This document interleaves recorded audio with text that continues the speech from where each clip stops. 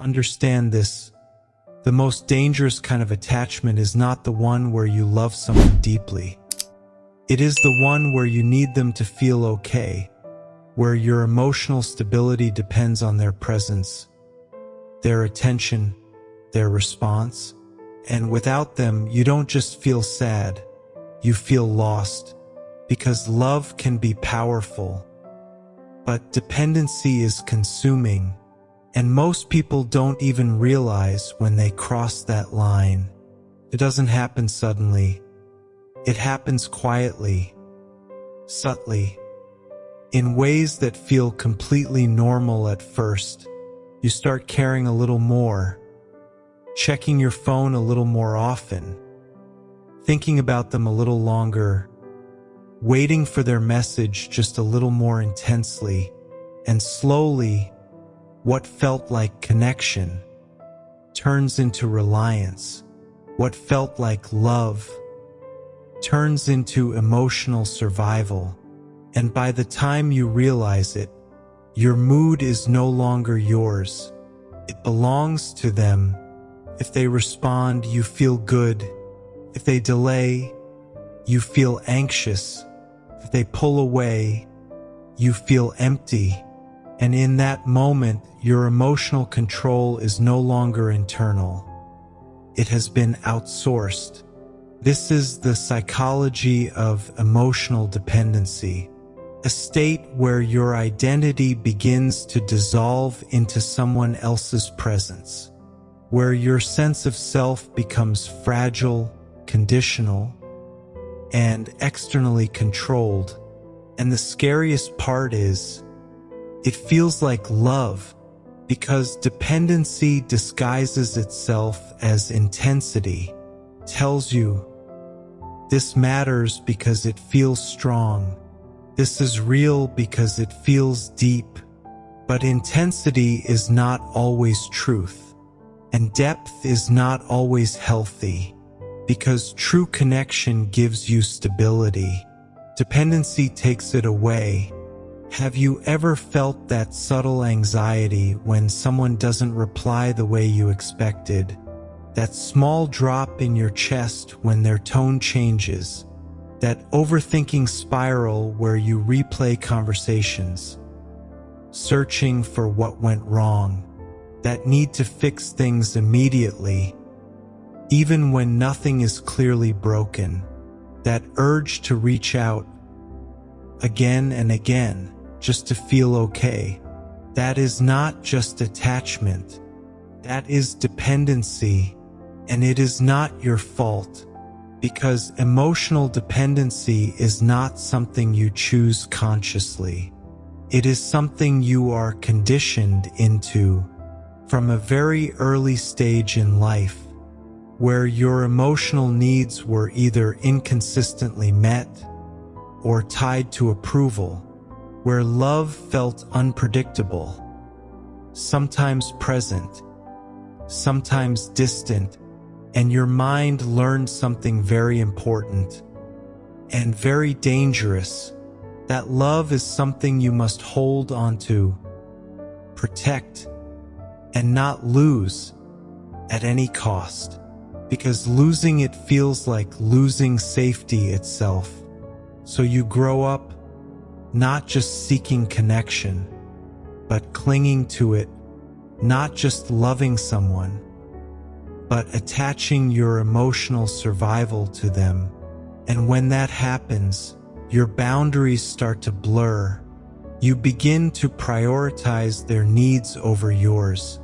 You silence your feelings to avoid conflict. You tolerate things you normally wouldn't. You adjust your personality just to maintain the connection. And slowly, without realizing it, you start disappearing, not physically, but psychologically. Your identity becomes flexible, shaped by what keeps the other person close. Your standards become negotiable, based on what prevents them from leaving. Your emotions become reactive, based on their behavior, And at that point, you are no longer in a relationship. You are in a dependency loop, a loop where your mind constantly seeks reassurance, where your emotions rise and fall with their presence, where your peace depends on their consistency. And the problem with this loop is it never stabilizes, because the more you depend, the more sensitive you become, the more you need reassurance. The less secure you feel, the more you try to hold on, the more fear of losing them increases, and this creates a cycle of anxiety, attachment, and self-loss. You start over-analyzing everything. You start reading into small changes. You start assuming worst-case scenarios, not because something is always wrong, but because your mind is trying to protect the connection at all costs. And protection, when driven by fear, becomes control. You may not control the other person directly, but you try to control the outcome by over-giving, by over-communicating, by over-adjusting, hoping that if you do everything right, they won't leave. But here is the painful truth. The more you try to secure someone through dependency, the more unstable the connection becomes, because dependency does not create attraction, creates pressure. Signals need a not choice, and human psychology responds differently to need than it does to choice. When someone feels chosen, there is freedom. When someone feels needed, there is weight, and over time, that weight begins to push them away, which increases your fear, which increases your dependency, and the cycle intensifies. This is why emotional dependency is so destructive, not just because it hurts you, but because it slowly damages the very connection you are trying to protect. And the deepest irony is, you are trying to hold on to someone by slowly letting go of yourself. Now, to understand this at a deeper level, you have to see what is happening internally. Because emotional dependency is not just about the other person. It is about your relationship with yourself. At its core, dependency is a lack of internal emotional regulation. It means you have not learned how to stabilize your own emotional state without external input. So your mind looks for someone who can do that for you, someone whose presence calms you, whose attention reassures you, whose validation defines you. And once you find that person, your brain attaches strongly, because now they are not just a partner, they are your emotional anchor. But anchors can become chains if your entire stability depends on them, because the moment they move, your entire emotional state shifts. And that is not power. That is vulnerability at its highest level. Now, this does not mean dependency comes from weakness. It often comes from sensitivity, from depth, from the ability to feel strongly. But without internal grounding, that depth becomes unstable, because you feel everything intensely, but you cannot regulate it independently. So you seek someone who can, and when they fail to meet that expectation, even slightly, your system reacts with anxiety, with overthinking, with fear. And this is where most people misunderstand themselves. They think, I am just loving deeply, but what they are actually doing is depending emotionally, and there is a difference. Love allows space. Dependency fears it. Love trusts. Dependency seeks constant reassurance. Love is stable. Dependency is reactive. And unless you recognize this difference, you will keep repeating the same patterns. Different person, same emotional cycle, because the pattern is not in them. It is in you. And this is where awareness becomes critical, because you cannot break a pattern. You cannot see. You have to start noticing when your mood depends on their behavior, when your peace depends on their response, when your sense of worth depends on their validation. That is the moment you are stepping into dependency, and the more aware you become, the more control you regain, because awareness creates distance between your emotions and your reactions, and in that distance you can choose differently. You can pause. Instead of reacting, you can reflect. Instead of assuming, you can regulate. Instead of seeking immediate reassurance. But this requires something most people avoid: sitting with discomfort, because dependency makes you uncomfortable when you are alone, when there is no message, no reassurance, no distraction, just you and your thoughts. And for many, that feels unbearable, because in that silence, unresolved emotions surface: insecurities, fears, past wounds, things that were always there, but covered by external connection. So the mind tries to escape by reaching out, by reconnecting, by seeking relief. But every time you escape that discomfort, you strengthen the dependency, because you teach your brain that relief comes from outside and not within. And this is the core pattern that must be broken, not by forcing yourself to disconnect, but by learning to reconnect with yourself, by building internal stability so that your emotional state is not controlled externally.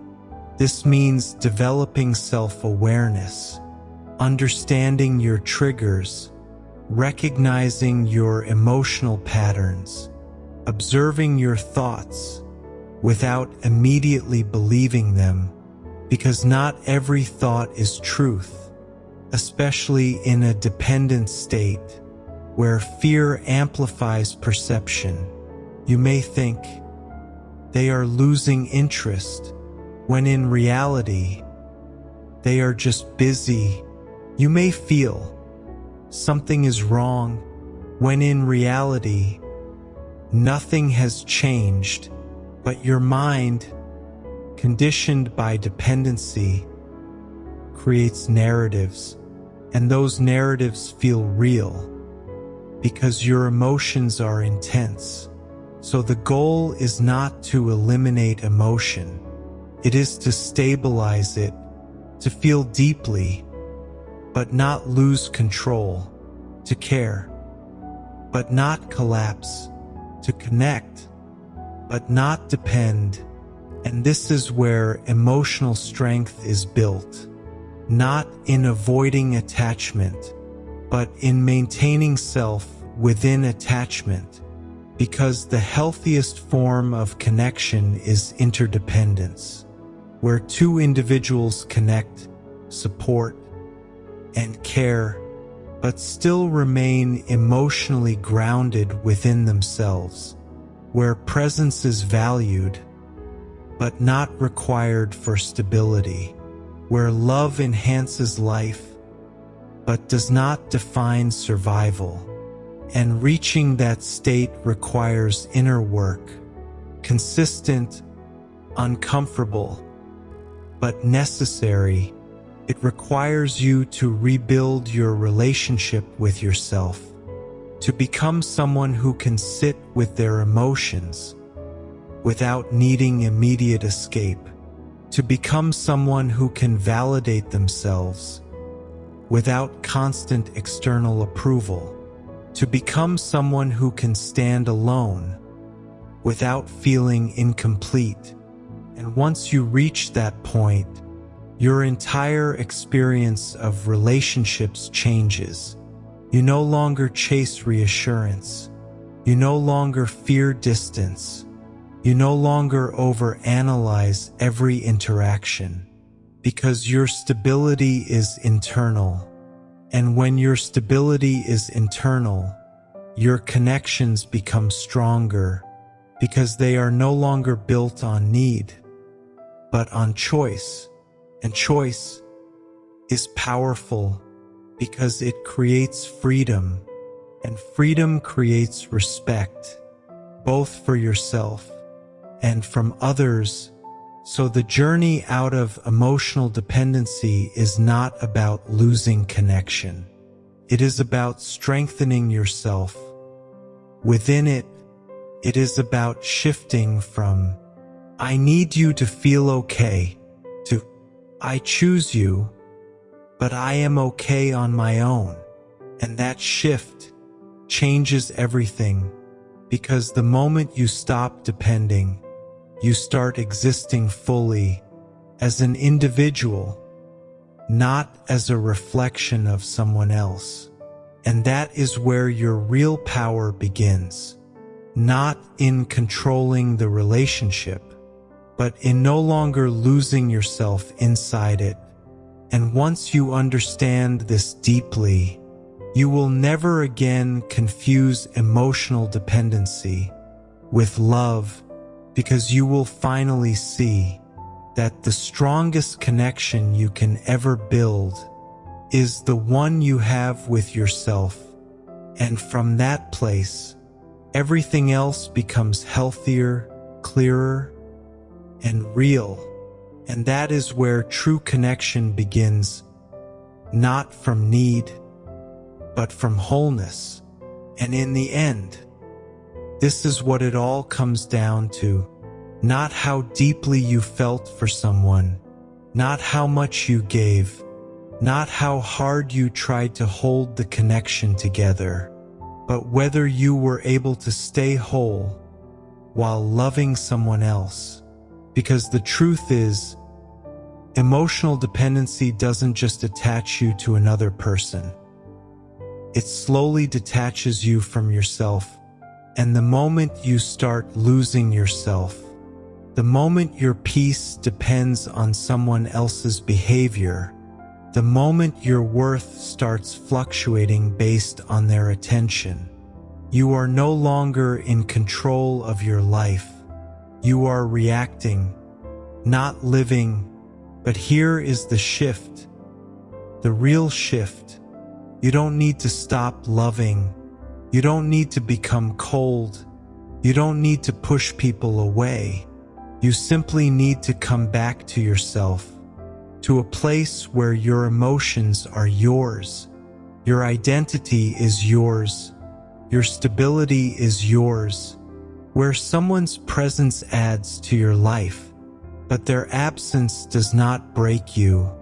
And yes, this journey is uncomfortable, because you will have to face silence. You will have to sit with your thoughts. You will have to feel emotions without escaping them. But that discomfort is not your enemy. It is your rebuilding phase, because every moment you choose not to chase, every moment you choose not to react impulsively, every moment you choose to ground yourself instead of seeking external reassurance, you are taking your power back, slowly, quietly, but permanently. And one day, you will notice something different. You are no longer waiting for messages to feel okay. You are no longer overthinking small changes. You are no longer afraid of distance because you have built something stronger, a stable connection within yourself. And from that place, you don't attach, you connect. You don't depend, you choose. You don't lose yourself. You express yourself, and that is where real love begins. Not from emptiness, but from completeness. So remember this, the goal is not to find someone who makes you feel whole. The goal is to become whole, and then choose someone to share that wholeness with. Because when you are whole, you don't beg for connection. You don't fear losing people. You simply stand with clarity, with calmness, with control. And that presence alone changes everything. This is not just about relationships. This is about reclaiming your emotional independence, your identity, your power. And if you truly understood this, if something inside you shifted while listening to this, then stay with this journey, because this is just the surface.